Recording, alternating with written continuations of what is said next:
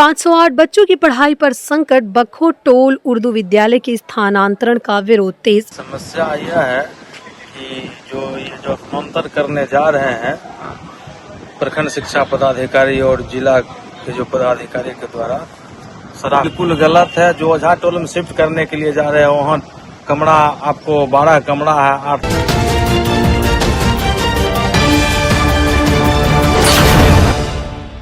नमस्कार, स्वागत है आपका बेगूसराय न्यूज प्लेटफॉर्म में। मैं हूं आपके साथ खुशी। आइए नजर डालते हैं आज की बड़ी खबर पर। उत्क्रमित उर्दू मध्य विद्यालय बखो टोल को मध्य विद्यालय ओझा टोल में स्थानांतरित किए जाने की प्रस्तावित प्रक्रिया का विरोध अब खुलकर सामने आने लगा है। बरौनी 2 पंचायत की पंचायत समिति सदस्य अनुज कुमार ने शनिवार को प्रखंड शिक्षा पदाधिकारी तिगड़ा को ज्ञापन सौंपकर इस प्रस्ताव पर तत्काल रोक लगाने और पुनर्विचार करने की मांग की। उन्होंने ज्ञापन की प्रतिलिपि प्रखंड विकास पदाधिकारी, अनुमंडल पदाधिकारी, जिला शिक्षा पदाधिकारी, जिला कार्यक्रम पदाधिकारी तथा बिहार के प्राथमिक शिक्षा निदेशक को भी भेजी है। ज्ञापन में पंचायत समिति सदस्य ने कहा है कि जिला शिक्षा कार्यक्रम पदाधिकारी बेगूसराय के पत्रांक 1533 दिनांक 6 जुलाई 2026 के आधार पर विद्यालय के स्थानांतरण की प्रक्रिया शुरू की गई है। उनका आरोप है कि यह निर्णय छात्रों के हितों के विपरीत है और इससे दोनों विद्यालयों की शैक्षणिक व्यवस्था पर गंभीर असर पड़ सकता है। अनुज कुमार ने बताया कि मध्य विद्यालय ओझा टोल में कुल 12 कमरे, इनमें से 8 कमरों में नियमित कक्षाएं संचालित होती हैं, जबकि एक कमरा कार्यालय, एक मध्याह्न भोजन तथा एक स्मार्ट क्लास के लिए उपयोग किया जाता है। इस स्थिति में केवल एक कमरा ही अतिरिक्त बचता है। उन्होंने कहा कि ओझा टोल विद्यालय में पहले से 314 छात्र छात्राएं नामांकित हैं।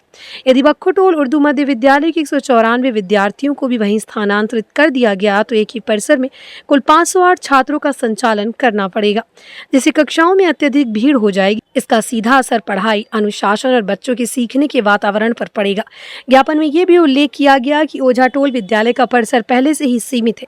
ऐसे में प्रार्थना सभा, खेलकूद, सांस्कृतिक कार्यक्रम और अन्य सह शैक्षणिक गतिविधियों के आयोजन में गंभीर कठिनाइयां आएंगी।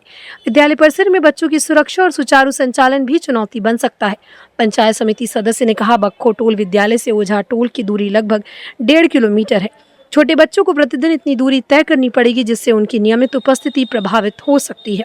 अभिभावकों को भी बच्चों की सुरक्षा और आने जाने को लेकर चिंता रहेगी। समस्या यह है कि ये जो स्थानांतरण करने जा रहे हैं प्रखंड शिक्षा पदाधिकारी और जिला के जो पदाधिकारी के द्वारा सर बिल्कुल गलत है। जो ओझा टोल में शिफ्ट करने के लिए जा रहे हैं वहाँ कमरा आपको 12 कमरा है, 8 तक क्लास चलता है। एक में टीचर रूम है, एक में रसोईया है और एक में लैपटॉप वगैरह है। तो बच्चा कहाँ बैठेगा? और 1.5 किलोमीटर की दूरी है। इसके लिए जन आक्रोश है वहाँ के जनता में।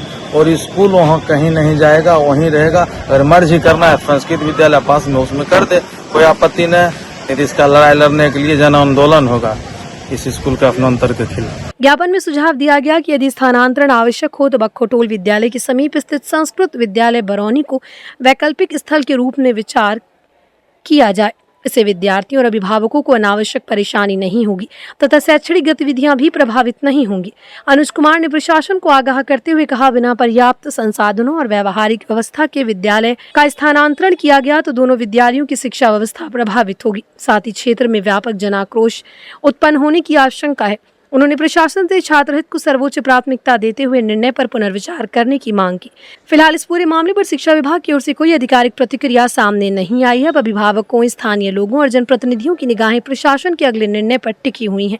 बेगूसराय के तिगड़ा से बेगूसराय न्यूज प्लेटफॉर्म के लिए अजीत कुमार झा की रिपोर्ट। खबरों में अब तक के लिए बस इतना ही। फिर होगी आपसे मुलाकात ऐसी ही एक और बड़ी खबर के साथ। तब तक के लिए नमस्कार और देखते रहिए बेगूसराय न्यूज प्लेटफॉर्म। अगर आप हमारी न्यूज को YouTube पर देख रहे हैं तो हमारे चैनल को सब्सक्राइब करें और तुरंत नोटिफिकेशन पाने के लिए बेल आइकन को प्रेस करें। अगर आप हमारी न्यूज को Facebook पर देख रहे हैं तो हमारे चैनल को फॉलो करना ना भूलें। धन्यवाद।